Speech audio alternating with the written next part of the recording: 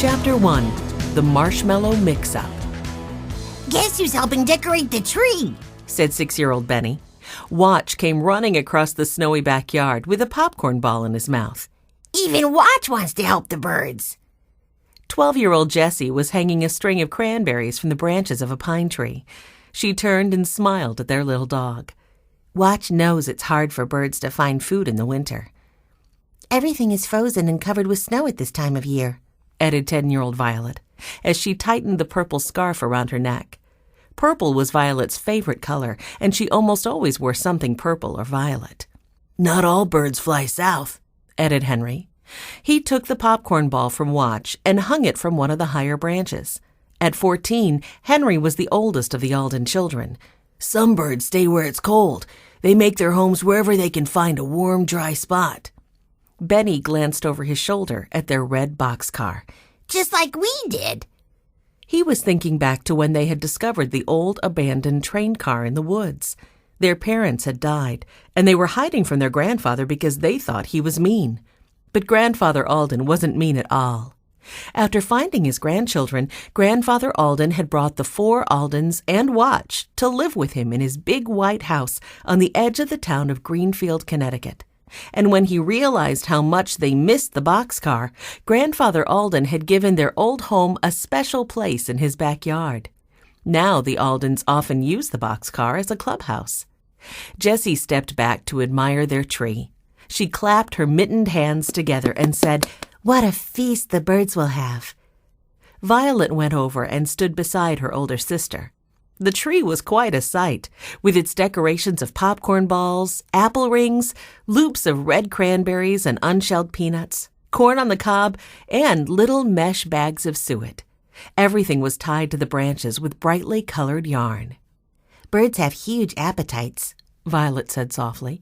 "Even a tiny hummingbird eats every 10 minutes or so." Benny grinned. "No wonder they hum. They must be very happy birds." They all laughed. The youngest Alden was always hungry.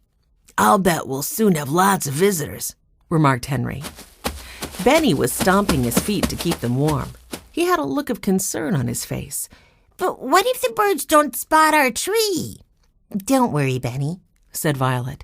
"The chickadees will find it. Other birds hang around chickadees because they're such good food finders." "Just like we're good clue finders," said Benny. And his brother and sisters nodded in agreement. The Aldens loved mysteries, and together they'd managed to solve quite a few. "But are you sure the chickadees will find our tree?" Benny asked. "Maybe we should leave an invitation for them," suggested Henry, hiding a smile. He knelt down and began to write in the snow. When he was finished, he got up and brushed the snow from his pant legs. "I know what that says," Benny announced proudly. The youngest Alden always enjoyed a chance to show his older brother and sisters that he was learning how to read. "It says, 'Welcome, birds.'" Violet stooped down and added something to Henry's invitation.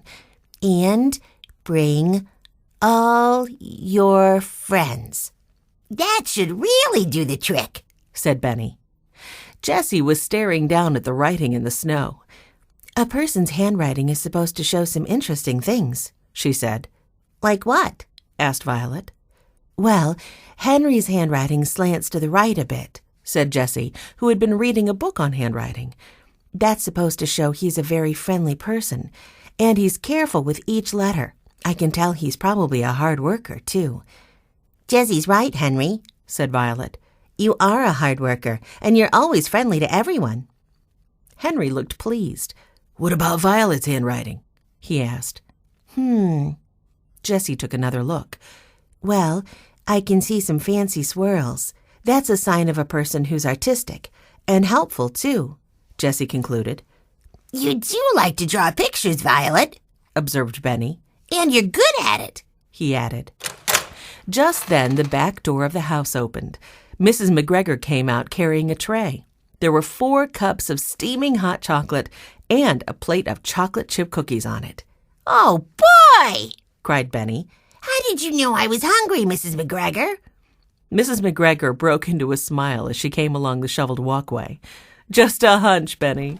She set the tray down on the tree stump that was the boxcar's front step.